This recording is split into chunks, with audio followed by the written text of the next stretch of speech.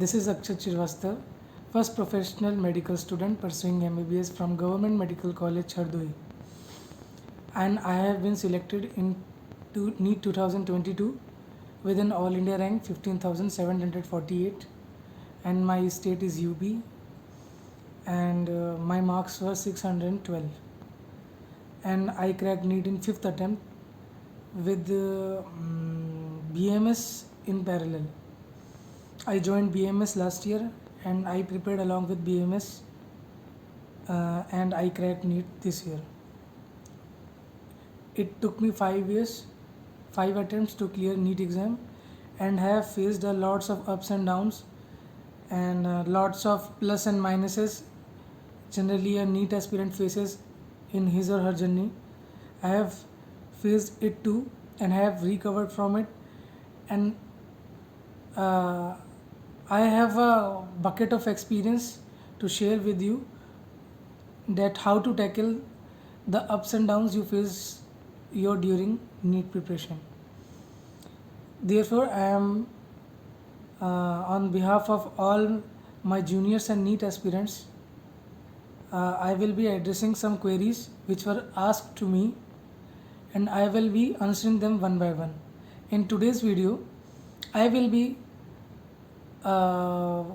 addressing the queries regarding partial drop. Since I was a partial dropper from a government institute, I joined BMS with marks 565, and along with that I prepared for NEET. So many messages I have seen many messages on my social media accounts. All of were mostly were regarding partial drop. तो जो हमारे छोटे भाई बहन हैं NEET aspirants, उनका यही पूछना था कि भैया सबसे पहले तो ये सवाल उठता है पार्शियल ड्रॉप के साथ नीट की मतलब BHMS, BAMS या BDS, इसके साथ में नीट की तैयारी करने से पहले या कैसे करनी है तैयारी, उससे पहले ये सवाल उठता है कि हमको पार्शियल ड्रॉप करना चाहिए या नहीं करना चाहिए। हमें कोई side course BSc, BHMS, BDS, BAMS और भी कई सारे कोर्सेज होते हैं, तो उनके साथ में पहले हमें ये सोचना होगा कि हमें पार्शियल ड्रॉप करना है या नहीं करना है। ये सबसे पहले सोचने की ज़रूरत है। कैसे करना हो तो बात की बात है। तो कैसे आप डिसाइड करेंगे कि आपको पार्शियल ड्रॉप करना है या नहीं करना है? सबके घर की कंडीशन अलग होती है। अगर मेरा ऐसा मानना है कि अगर आपका फर्स्ट अटैम्प्ट था या फर्स्ट ड्रॉप, सेकंड ड्रॉप भी था यानी कि थर्ड अटैम्प्ट, तो आपको पार्शियल ड्रॉप अभी नहीं करना चाहिए। इतनी जल्दी ज़रूरत नहीं है आपको पार्शियल ड्रॉप करने की। आपको अभी और समय देना चाहिए और अपनी कमियों को सुधारना चाहिए। मेरे हिसाब से अभी बहुत कुछ स्कोप बचा हुआ है इम्प्रूवमेंट का। आप उसको इम्प्रूव तभी कर पाएंगे जब आप उसमें अपना प्रॉपर टाइम और डिवोशन देंगे। तो अगर आपको फर्स्ट अटैम्प्ट, सेकंड अटैम्प्ट या थर्ड अटैम्प्ट भी था तो पार्शियल ड्रॉप मत कीजिए। मेरे हिसाब से पार्शियल ड्रॉप किसको करना चाहिए? जिसके 4 अटैम्प्ट हो चुके हैं, या फिर जो अपना 5th अटैम्प्ट देने जा रहा है, जिसके 4 अटैम्प्ट पूरे हो गए, या फिर थर्ड अटैम्प्ट वाला भी कर सकता है, एक बार कुछ सोच सकता है पार्शियल ड्रॉप के बारे में। अगर कंडीशन थोड़ी सी प्रेशराइज वाली हो गई है कि अब तो नीट के साथ साथ कुछ पढ़ना ही पड़े, मतलब करना ही लेना ही पड़ेगा, क्योंकि कई बार घर से भी प्रेशर आता है कि नहीं हो रहा है, कुछ ले लो, टाइम मत बर्बाद करो, कुछ साइड बाय साइड करते रहो। अगर इस टाइप की कंडीशन आ गई है तो थर्ड अटैम्प्ट में भी सोचा जा सकता है पार्शियल ड्रॉप के बारे में। और एक सवाल ये भी मैं बताना चाहता हूँ कि अगर आपको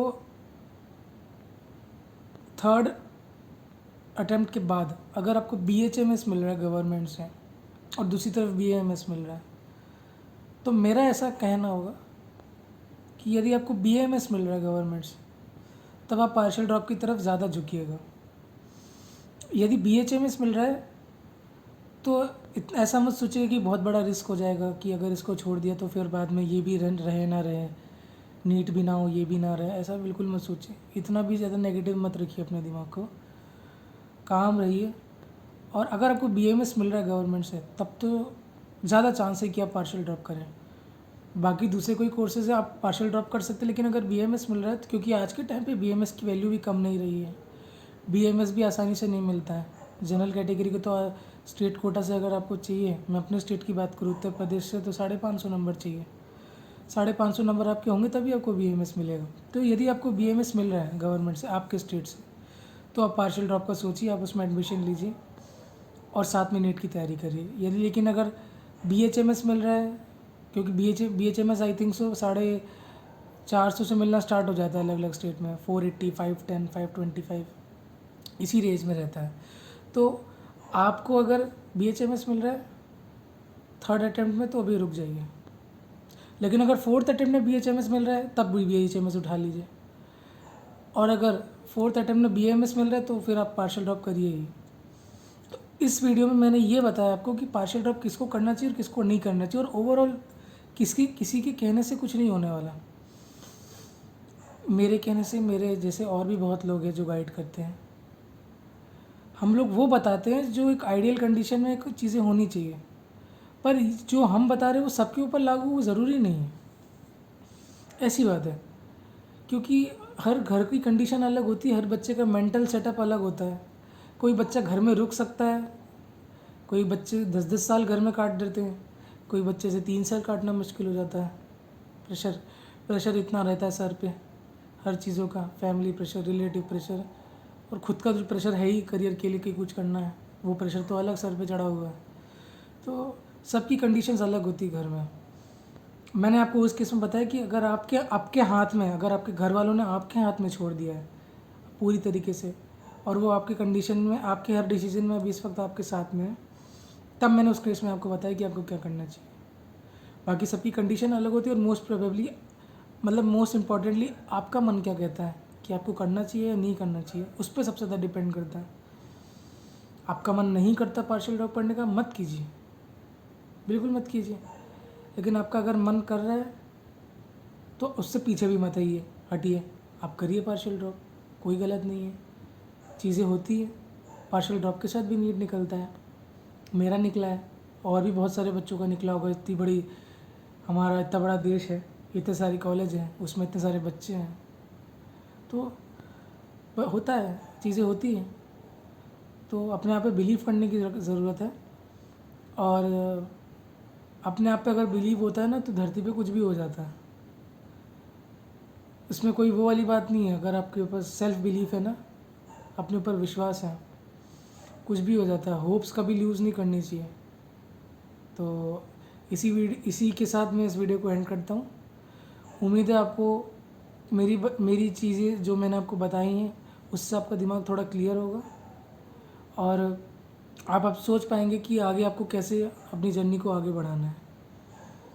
और आपको अगर कोई पर्सनली कोई भी पढ़ाई लिखाई से रिलेटेड डाउट्स है, क्वेरीज़ हैं, या कोई भी चीज़ों में दिक्कत होती है, कोई चीज़ याद करने में प्रॉब्लम होती है, कोई ट्रिक्स चाहिए आपको, या कुछ भी आपको पढ़ना है, समझना है, तो आप कमेंट में ज़रूर लिखिएगा। मैं अपनी तरीके से बेस्ट कोशिश करूँगा कि उसको मैं जितना हो सके उतना अपनी तरफ से मैं आपको प्रोवाइड कर पाऊँ। आपको कुछ नोट्स चाहिए हो या कुछ भी चाहिए हो, या कोई क्वेरी हो, कोई भी दिक्कत हो, तो आप कमेंट करिएगा नीचे, ठीक है। तो मिलेंगे अगली वीडियो में, तब तक के लिए अच्छे से पढ़ते रहिए, और जो भी है लाइफ है यार, खुश रहने की सबसे ज़्यादा ज़रूरत है। उदास मत रहिए, खुश रहिए। खुश रहेंगे तो सब कुछ होगा, तभी पॉजिटिव एनर्जी आपके पास आएगी, और सब बढ़िया ही होगा यार। तो इसी के साथ थैंक यू, मिलेंगे नेक्स्ट वीडियो में।